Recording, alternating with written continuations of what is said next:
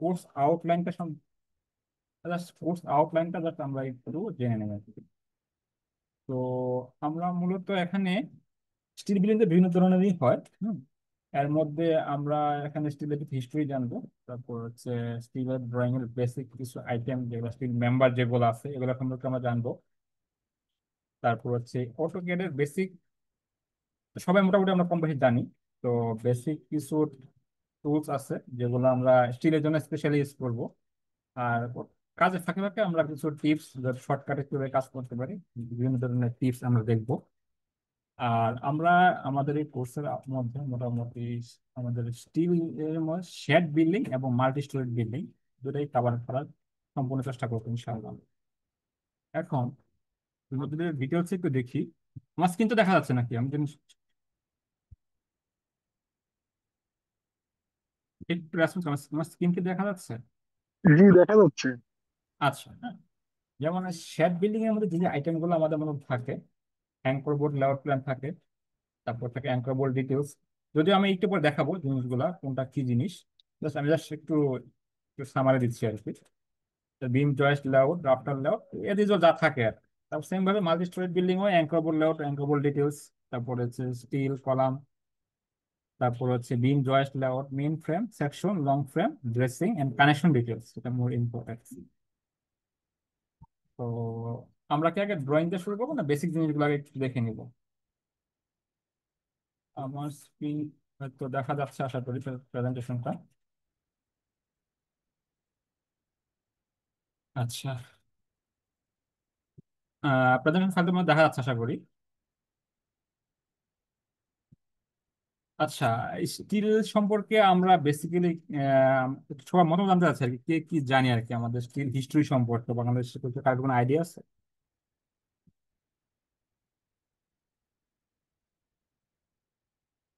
রায়হান ভাই আছেন, আমজান নামে একজন আছেন, তারপর ইঞ্জিনিয়ার আজাদ ভাই আছেন।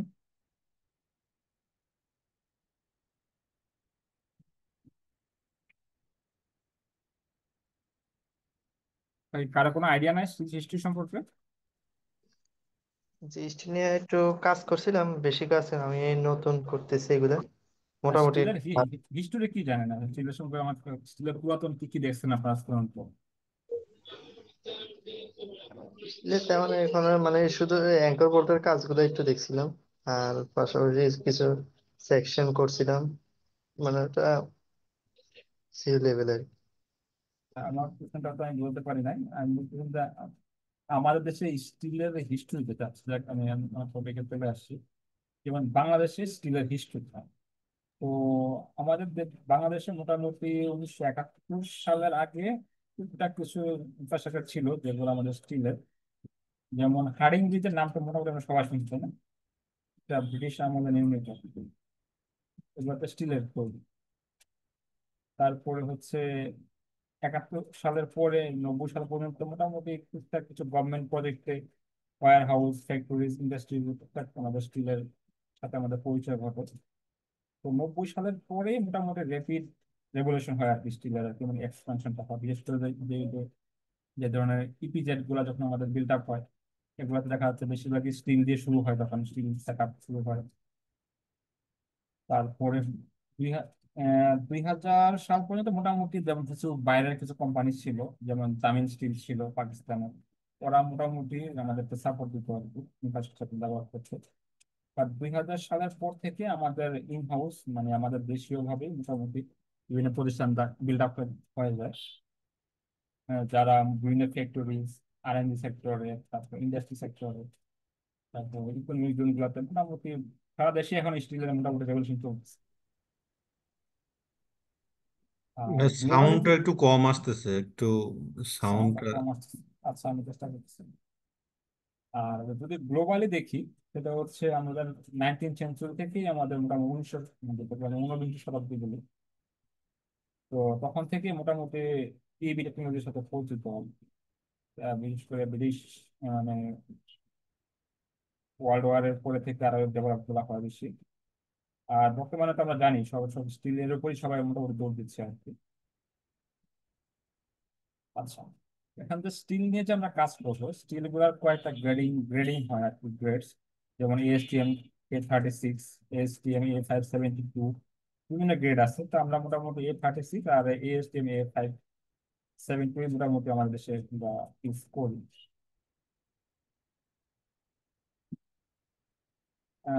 স্টিলের যে শেপ গুলা হয়, স্টিল তো মোটামুটি আমরা সবাই দেখছি কম বেশি, যেমন বিভিন্ন foot over bridge, steel building এর দেখছি।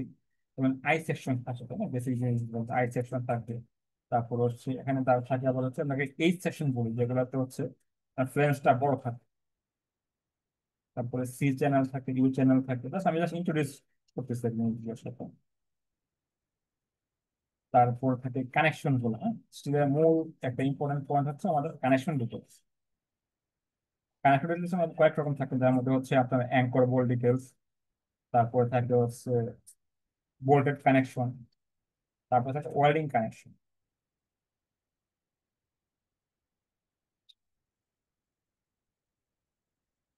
এখন যদি আমরা অ্যাঙ্কর বোল্ট কানেকশনটা দেখি কিরকম হয়। অ্যাঙ্কর বোল্ট কানেকশনটা যারা আমরা আসলে কাজ করি তারা সবাই আমরা জানি যে আমাদের স্টিলের যে ফ্রেমটা হয় সেটা আমাদের মোটামুটি কনক্রিটের উপরে থাকে, নিচে শর্ট কলাম থাকে। এই শর্ট কলামের সাথে যে বোল্টে দিয়ে আমরা আটকে রাখি সেটাকে আমরা বলি অ্যাঙ্কর বোল্ট। তারপরে হচ্ছে বোল্টেড কানেকশন, যেটা হচ্ছে আমাদের স্টিল মেম্বারে মূলত কলাম বিম, তারপরে বিমের সাথে সাব বিম, বিভিন্ন ব্রেসিং, এগুলোতে আমরা বোল্টেড কানেকশন দিই। তারপরে থাকবে যে আমাদের হচ্ছে ওয়েল্ডিং কানেকশন।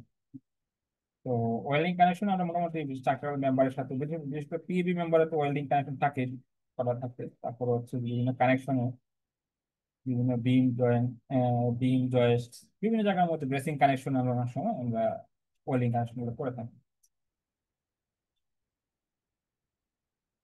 তারপরে স্টিলের কলাম যেগুলো হচ্ছে এগুলো বেসিক জিনিস, এগুলো হয়তো বা পরে দিকে আলোচনা হবে। স্টিলের কলাম বিম এগুলো তো প্রায় মোটামুটি আমরা চিনি হয়তো বা। তারপর হচ্ছে ব্রেসিং। এই হচ্ছে আমার প্রথম চ্যাপ্টারটা গেল। তারপরে হচ্ছে আমাদের একটা যে মেম্বার যেগুলো আছে মেম্বার গুলোর সাথে পরিচয় করে দিচ্ছি।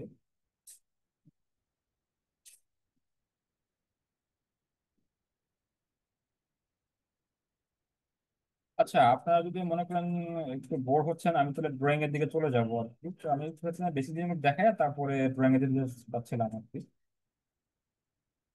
তারপর আপত্তি নাই তো আমি যে বেসিক থেকে আলোচনা করে যাই? না, ঠিক আছে। আহ, যে প্রিলিমিনারি বিষয়গুলো আর সমস্যা নাই। যেমন স্টিল মেম্বার গুলো, হ্যাঁ, সমস্ত জায়গায় একটু জাস্ট একটা গ্ল্যান্স দিয়ে যাবো আর কি, জিনিসগুলো পরে আমার ড্রয়িং এর দিকে আলোচনা করবো। মূলত স্টিল স্ট্রাকচার যেটা বলি, মূলত স্ট্রাকচার বলতে আমরা বুঝি যে আমাদের রোল লেভেলের উপরে যে স্ট্রাকচারাল যে ফ্রেমটা দাঁড়াবে এটাকে আমরা স্টিল স্ট্রাকচার বলি। তো স্টিল স্ট্রাকচার মধ্যে থাকে আমাদের কি কলাম বিম, তারপরে শেড বিল্ডিং এ থাকে রাফটার, এগুলো থাকে। আচ্ছা, এন্ড স্টিল স্ট্রাকচারের কিছু অ্যাডভান্টেজ আছে। হুম, তো অ্যাডভান্টেজ গুলো হচ্ছে আমরা এগুলার স্ট্রেংথ থাকে বেশি, এবং লাইট ওয়েট থাকে, ইকোনমিক্যাল ভ্যালু থাকে। তারপর হচ্ছে ইজিলি রিপেয়ার করা যায়, শর্ট টাইমের মধ্যে আমরা কনস্ট্রাকশন করতে পারি, যে কারণে আমরা বেশিরভাগ ইউজ করি শর্ট টাইমের মধ্যে আমরা এটা রেডি করতে পারি। আর আরেকটা প্লাস পয়েন্ট হচ্ছে তার রিউজ ভ্যালুটা থাকে আমাদের স্টিল স্ট্রাকচার।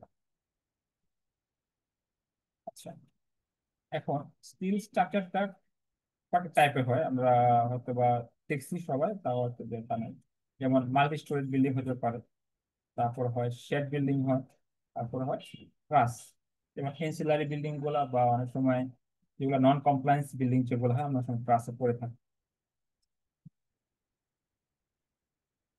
আচ্ছা, এখন এই স্টিল স্ট্রাকচার যখন আমরা করি এগুলা দুই টাইপের হয়, ম্যানুফ্যাকচারিং টাইপ। কিছু হয় হট রোল, কিছু হয় কোল্ড ফর্ম। এখন হট রোল সম্পর্কে কারো মানে আইডিয়া আছে?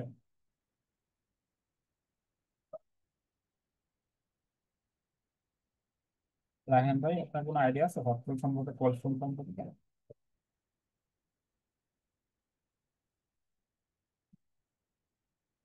আচ্ছা, যাই হোক, আমি বলে দিচ্ছি। হট রোল হচ্ছে কিছু সেকশন থাকে, যেমন আমাদের দেশের দিকে আমরা খুব প্র্যাকটিস কম করি, বাট দেশের বাইরে অনেক সময় হয়, যেগুলো হচ্ছে ওদের কিছু রেডিমেড সেকশন থাকে যেটা ওরা কমন ভাবে ইউজ করে আর কি স্ট্যান্ডার্ড অনুযায়ী।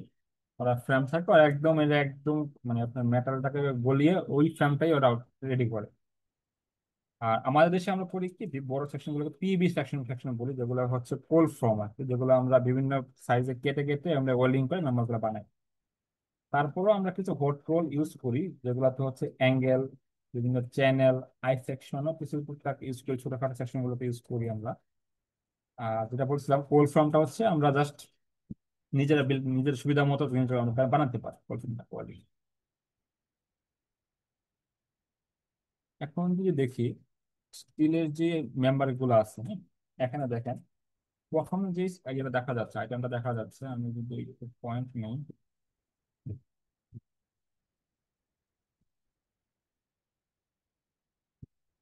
আমার মাউসটা কি দেখা যাচ্ছে?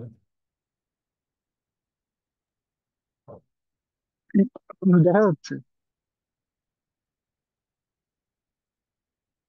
আচ্ছা, এই যে মেম্বারটা দেখা যাচ্ছে, এটা কিন্তু দেখেন, এটা শেপ দেখেন, এবার শেপ ঢুকলা দেখেন, এটা হচ্ছে আমাদের সেই হট রোল মেম্বার, যেটা একদম সাত ডাইস যেটাকে বলি, বা সাতের মধ্যে দিয়ে একদম গলিয়ে একদম বানানো। এগুলো হচ্ছে আমাদের যে কোল্ড ফর্ম মেম্বার, যেগুলোকে আমরা কি করি, এই যে আমাদের সুবিধা মতো সাইজে কেটে আমরা এটাকে ওয়েল্ডিং করে করে মেম্বারটা বিল্ড আপ করি। এটা হচ্ছে কোল্ড ফর্ম, এটা হট ফর্ম, এটা হচ্ছে কোল্ড। এখন হট রোল মেম্বার যেগুলো হয়, আমরা যেগুলো ইউজ করি থেকে বলছিলাম, বিভিন্ন ধরনের অ্যাঙ্গেল, এগুলো আমরা আমাদের দেশে রেগুলার ইউজ করি, যেগুলো হচ্ছে একদম ডাইস দিয়ে বানানো হয় সেটা কথা। তারপরে যেমন আরো কিছু হট রোল মেম্বার হচ্ছে সি সেকশন যেগুলো হয়, এগুলো মোটামুটি হট রোল মেম্বার হয়ে থাকে আমাদের। আচ্ছা, এই গেল আমাদের মেম্বার গুলো। তারপর আসে আমরা অ্যাঙ্কর বোল্ট, আমরা একটু দেখছিলাম ইয়াতে। হট রোল আর হচ্ছে কোল্ড ফর্ম, এটার আর কি হ্যাঁ, আপনার কোনটার সুবিধা ইউজ করার, এটা যদি একটু ক্লিয়ার করতেন না। অনেক ক্ষেত্রে তো আমরা দুইটাই তো ইউজ করি, কোনটার জন্য কোনটার সুবিধা আর কি, এটা যদি একটু আচ্ছা, বলতেন। আহ আমাদের দেশে আমরা হচ্ছে কি খুব বেশি বাইন্ডিংস মানতে চাই না আমরা আর কি, আর কস্ট মিনিমাইজ করতে চাই সবসময়। আমাদের দেশে লোকাল ম্যানুফ্যাকচার যারা আছে ওরা আমরা সবাই মোটামুটি আমরা কোল্ড ফর্মে দিকে ইউজ করি, কারণ কি যে কোনো শেপে আমি এই জিনিসটা বানিয়ে নিতে পারছি, মেম্বারটা কেটে শেপ বানিয়ে করতে পারতেছি। যখন আমি হট রোল করতে যাব, এটার জন্য আলাদা একটা ডাইস বানাতে হয়। এখন আপনার ফ্যাক্টরির জন্য আমি একটা ডাইস বানিয়ে মেম্বারটা বানিয়ে আপনাকে ইয়া করলাম, এরপরে সেম মেম্বারে আপনার যে আরেকটা কারো যে লাগবে, এটা আমার মানে এটা খুব আনসার্টেন, যেটা হয় না আসলে কথা, এই সাইজ বিগ থাকবে আপনার অন্য ফ্যাক্টরিতে না লাগতে পারে, তো আমার পুরো ডাইসটাই ওয়েস্টেজ। ঠিক আছে, এবং এটার জন্য সময় লাগবে। আমি ধরেন আপনার একটা ফ্যাক্টরিতে ধরুন কলাম আছে 50টা, আমি ফ্রেম বানাবো একটা, 50টার জন্য আমার অনেক সময় লাগবে না?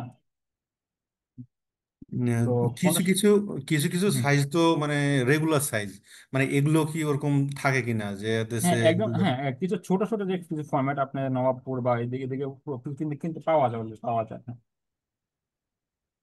উম, আর তো স্টিল গুলো কিছু তো কিছু দেশে নাম্বার গ্রেড কিন্তু গ্রেডও পাওয়া তো যায়। মনে হয় কয়েক গ্রেডের হয়, এগুলো কি বাংলাদেশে আহ, কত গ্রেডের আর কি এটা আর কি সাধারণত অ্যাভেলেবল আপনার সেকশন গুলোর জন্য? আপনার পছন্দ ধরতে পারি নাই। মানে আমি বলতেছি যে স্টিলের তো দেশে গ্রেড হয় যে 50 গ্রেড বা 36 গ্রেড, তো হুম হুম। বাংলাদেশে এই এই সেকশন গুলো কত কত আর কি গ্রেডে অ্যাভেলেবল? এটা হচ্ছে ডিপেন্ড করে ডিজাইনারের উপর, সে কোন গ্রেডের দিকে কি কিভাবে কি করতেছে, হ্যাঁ। এখন আমাদের দেশে 36 আমরা ইউজ করি, 50 গ্রেডও ইউজ করি, অনেক কিছু আমরা ইয়া করতেছি। তা 50 গ্রেড তো ইউজ করি আমরা, 7 to 12 যদি দরকার হয় আমরা মেটাল কিনতে পাওয়া যায়, ও কিনে আমরা পিবি দিয়ে বানিয়ে নিচ্ছি না।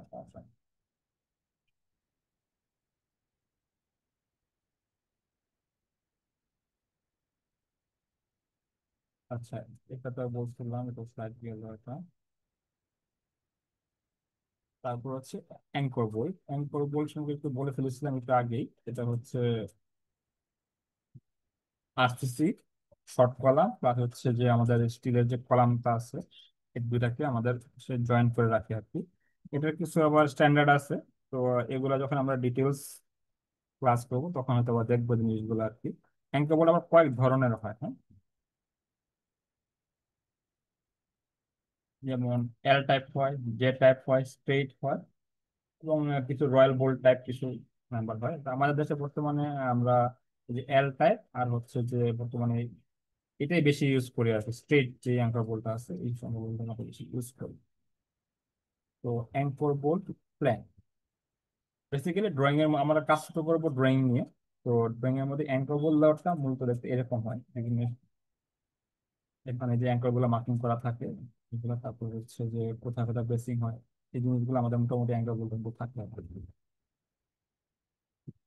তারপর হচ্ছে বেস প্লেট। বেস প্লেট হচ্ছে দেখেন আমাদের এই এই জিনিসটা হচ্ছে আমাদের স্টিলের আই সেকশন। এটা হচ্ছে আমাদের আরসিসি শর্ট কলাম ধরুন, অ্যাঙ্কর বোল্টটা যে আটকানো হচ্ছে একটা প্লেটের মধ্যে মাধ্যমে, এটাকে আমরা বেস প্লেট বলি। এই যে চারকোনা যে প্লেটটা আছে এটাকে আমরা বেস প্লেট বলি।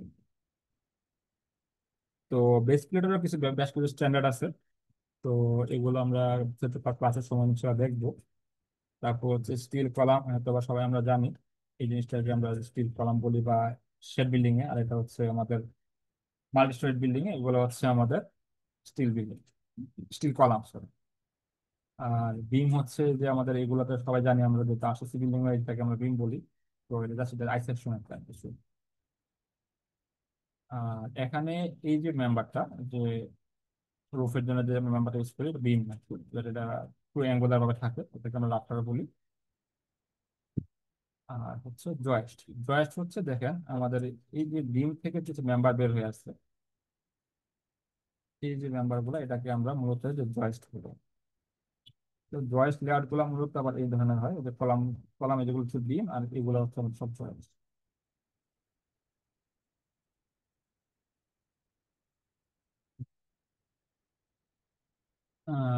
তারপরে হচ্ছে ব্রেস, আচ্ছা আচ্ছা, আমি এগুলোতে ডিটেলস না যাই, আমরা ড্রয়িং এ চলে আসি। হ্যাঁ, এগুলো আমরা ডিটেলস ক্লাস মূল ক্লাসে আমরা আলোচনা করবো। স্টিলের ড্রয়িং ড্রয়িং ড্রয়িং ক্যাট কি দেখা যাচ্ছে মূলত?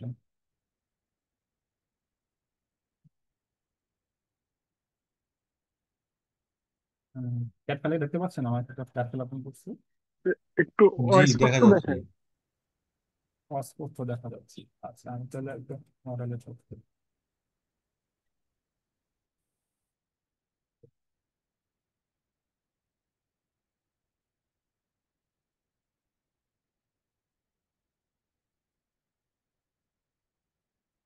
এই যে একটা বিল্ডিং এর ড্রয়িং, মোটামুটি আমাদের এখানে এই যে অ্যাঙ্কর বোল্ট গুলো করা আছে আর কি। অ্যাঙ্কর বোল্ট আমরা এগুলো যেগুলো শিখবো আর কি, এগুলো হচ্ছে যে অ্যাঙ্কর বোল্ট কিভাবে করতে হয়, অ্যাঙ্কর বোল্ট মার্কিং কিভাবে করতে হয়, তারপরে হচ্ছে কিভাবে কলাম লোড গুলো করতে হয়। একটা বিল্ডিং এ যা যা আইটেম থাকে আর কি, কলাম লোড কিভাবে করতে হয় কলাম লোড করা আছে এখানে।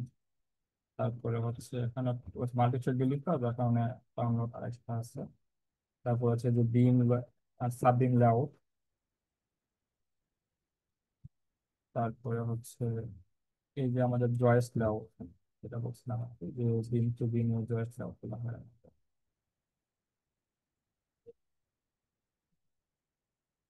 তারপরে হচ্ছে রাফটার লেআউট। সাববিম যেটা, সেটাই কি আমরা জয়েস বলতেছি? সাব বিম কে আমরা আসলে এটা ডিপেন্ড করে ইয়ার উপর আর কি।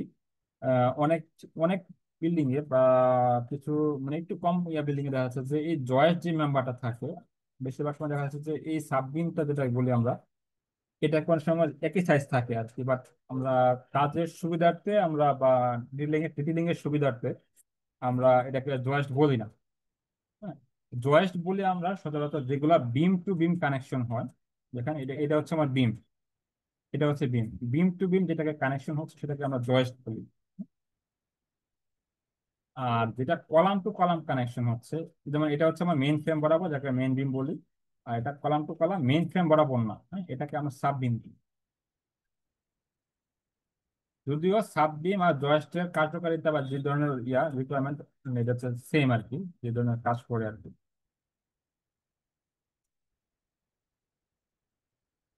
তারপরে হচ্ছে রাফটার লেআউট, তারপরে হচ্ছে ব্রেসিং, স্টার টিউব,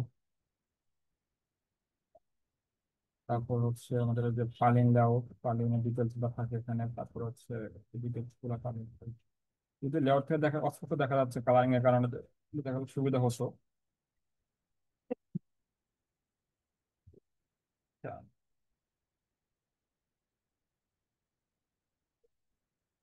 অঙ্কগুলো ডিটেলস গুলো দেখাতে তখন ভুলে গেছিলাম, কিন্তু ডিটেলস গুলো যে করতে হয়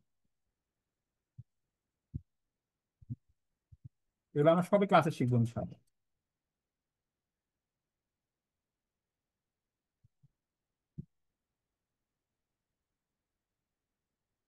আচ্ছা, এই গেল আমাদের লেআউট গুলো আর একটু ডিটেলস গুলো গেল।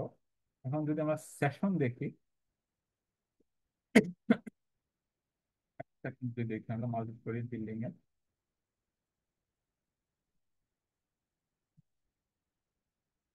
আমি একটু জুম করে দেখাচ্ছি আর কি। আচ্ছা, এই গেল আমাদের উপরে কলাম, এই হচ্ছে বিম, এটাকে যেটা আমাদের তো প্রেজেন্টেশন দেখাচ্ছিলাম। এগুলো হচ্ছে আমাদের জয়েস। এই সবকিছুই আমরা ইনশাল্লাহ, এই যে ফ্রেম আকার, সবকিছু ডিটেলিং ডিটেলিং করা সবকিছু আমরা ইনশাল্লাহ ক্লাস আমাদের শিখবো।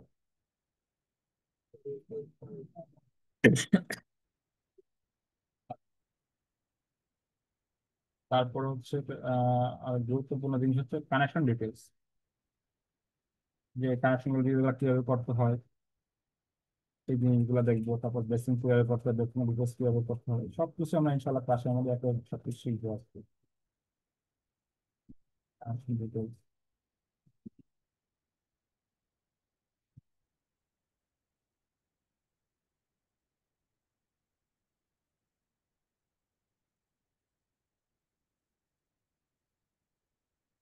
ফাহমিদ ভাই, আমার আলোচনাতে আমাকে কাজ করে দেখাবো আজকে কিছু, ভাই কি শুনতে পাচ্ছেন?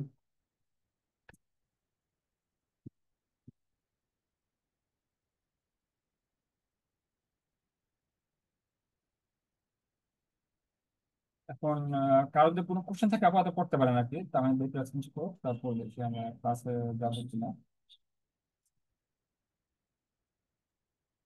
মানে মানে কি সিঙ্গেল পার্ট ড্রয়িং বা অ্যাসেম্বলি ড্রয়িং কি এখানে অটোক্যাডে করবো? আমরা এখানে শুধু ইঞ্জিনিয়ারিং ড্রয়িংটা করবো এখানে, বেসিক যে ড্রয়িংটা হয় যেটা এটা দেখে আমরা ইরেকশন করবো না। এটা হচ্ছে একটা ডিজাইন করার পরে যে ড্রয়িংটা ফ্যাক্টরিতে পাঠাতে হয়, যেটাকে আমরা বলি ইঞ্জিনিয়ারিং ড্রয়িং, এটা সেই ইঞ্জিনিয়ারিং ড্রয়িং। এবং এটা দেখে ওনারা ওনাদের যে ডিটেল ড্রয়িং যেটা বলি আমরা ডিটেলিং, ওই স্টিলে ডিটেলিং করবে, তারপর নিজেরা ম্যাটেরিয়ালস কেটে ম্যাটেরিয়ালস বানাতে হবে।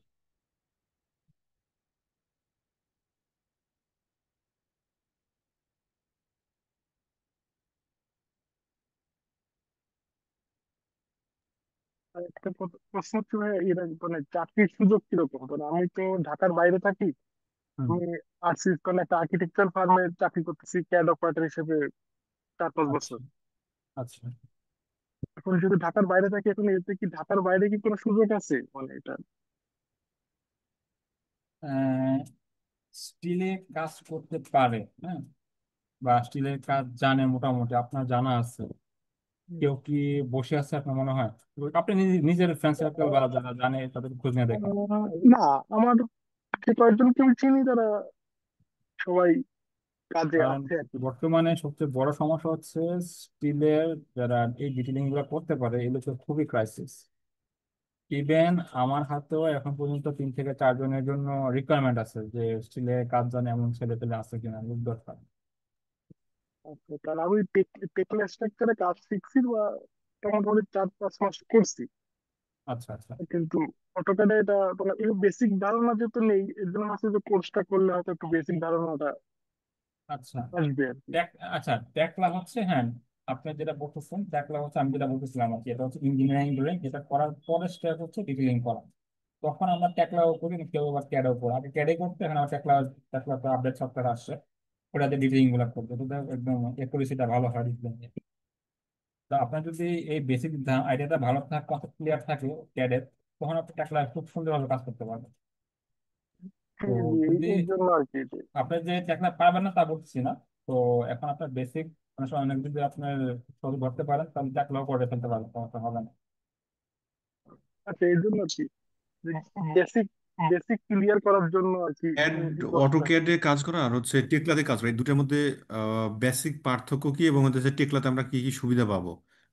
এগুলো যদি একটু প্রিলিমিনারি আচ্ছা যদি আচ্ছা ডিসকাশন আমি গুলো আমি করতেন। জিনিসটা ক্লিয়ার করে দিচ্ছি। ফর এক্সাম্পল এটা তো বলছিলাম যদিও আমরা যেই জিনিসটা শিখবো বেসিক ড্রয়িং যেটা স্টিলের, আমরা স্টিলের মূল বেসিক ড্রয়িংটা শিখবো, যেটা একজন ডিজাইনার স্টিল একজন ডিজাইন করার পরে মূল যে আউটপুটটা আসে, এই আউটপুটটা হচ্ছে আমাদের বেসিক ইঞ্জিনিয়ারিং ড্রয়িং। এই বেসিক ড্রয়িং এর মধ্যে অনেক পার্থক্য আছে, মানে অনেক ভেরিয়েশন থাকে, অনেক কেউ তো শুধু হ্যান্ড স্কেচের মতো নন স্কেল এঁকে দিয়ে দেয় যে এটা আমার বিল্ডিং। বাট আমরা টু স্কেলে পুঙ্খানুপুঙ্খানুভাবে কিভাবে বিল্ডিং ড্র করতে হয় পুরো জিনিসটাই আমরা শিখবো। যার কারণে যখন আমি টু স্কেলে একদম অ্যাকুরেসি অনুযায়ী সবকিছু ঠিক থাকবে, আমার এই ড্রয়িংটা যদি আমি কোনো একটা যারা কাজ করবে আর কি, মানে বিল্ড আপ করবে, কন্ট্রাক্টর কোম্পানিকে দিয়ে দিই, ওনারা সহজে আমার এটা দিয়ে রেলিং শুরু করে ফেলতে পারবে। আর আমি যদি নন স্কেলে বা আমার মনে মতো রাফলি একটা স্কেচ করে ওদেরকে মেম্বার সাথে লিখে দিলাম, তখন ওদেরকে পুরো জিনিসটা নতুন করে আবার শুরু করতে হবে, ডে ওয়ান থেকে কাজ করতে হবে। আর যেটা বললেন ট্যাকলা, তো আমি যদি জাস্ট এই জিনিসটা দিয়ে দিই, তো ওনারা এটা দেখি ট্যাকলা পেয়ে, যেখানে দেখেন প্রত্যেকটা জিনিসের প্রত্যেকটা সেকশন ওয়াইজ ওয়াইজ আমাদের ফ্রেম করা আছে। তুমি যে ফ্রেমে কাজ করবে জাস্ট ফ্রেম ধরে ধরে জিনিসগুলো আছে, মেম্বার সাথে দেওয়া সব দেওয়া আছে, হাইট সব দেওয়া আছে। তো ওই অনুযায়ী ট্যাকলা করতে, ট্যাকলা হচ্ছে কি আপনার ডিটেলিং এর জন্য পার্ট বাই পার্ট কাজটা করে ফেলতে পারে শর্ট শর্ট অল্প সময়ের মধ্যে। আর যদি পেডে আপনি ডিটেলিং করতে যান, সেক্ষেত্রে অনেক সময় দরকার। একটা প্রজেক্ট করতে প্রায় দেখা যাচ্ছে যে আপনার সপ্তাহ থেকে 10-15 দিনের সময় লাগবে যদি ক্রিটিক্যাল প্রজেক্ট। আর ট্যাকলায় যদি আপনি একটু এফোর্ট দেন, আপনি চাইলে আপনি সপ্তাহখানেকের মধ্যে একটা বড় প্রজেক্ট হোক, আপনি এফোর্ট দিলে নামা ফেলতে পারবেন, সব কিছু রেডি করে ফেলতে পারবেন।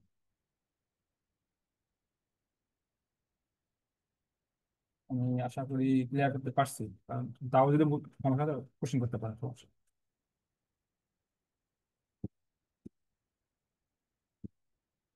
আর আমরা এখানে এই বেসিকটা শেখার পরে আমাদের থ্রি সির মধ্যে আমাদের ট্যাকলা ডিটেলিং এর জন্য আমাদের কোর্স আছে। এটা তবে সামনে বর্তমানে একটা বেশ মানে রানিং আছে, সামনে আবার কোর্স হবে।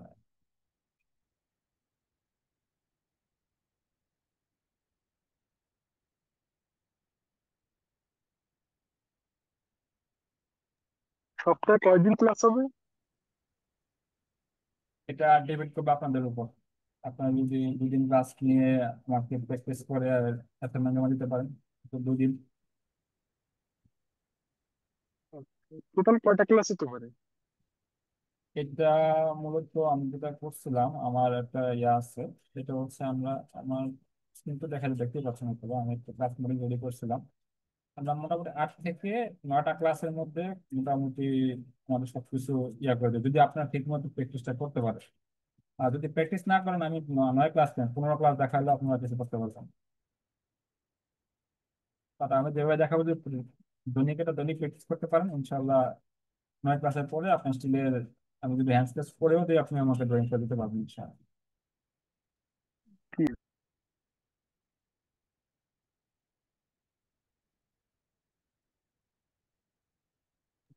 এই ক্লাস কবে নাগাদ শুরু হবে? আহ, এটা বিষয়ে তাহিদ ভাই ভালো বলতে পারবেন। তাহিদ ভাই শুনতে পাচ্ছেন?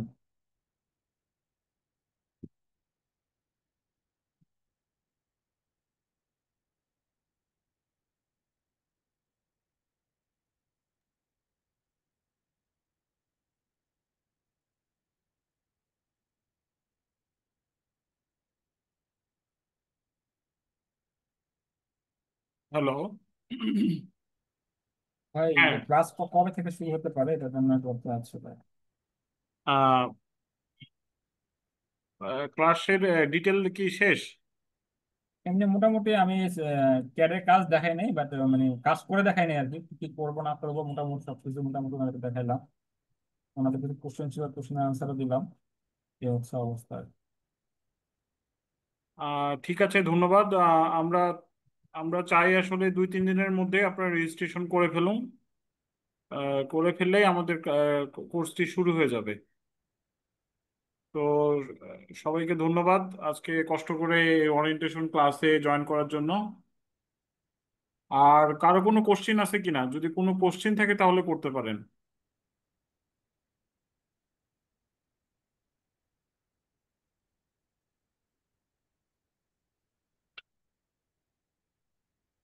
আচ্ছা। তো কোশ্চেন না থাকলে আজকে আমরা এখানেই শেষ করছি। আমরা রেজিস্ট্রেশনের পরেই আমাদের কোর্স শুরু হয়ে যাবে। সবাইকে ধন্যবাদ। সবাই ভালো থাকবেন। আল্লাহ হাফিজ।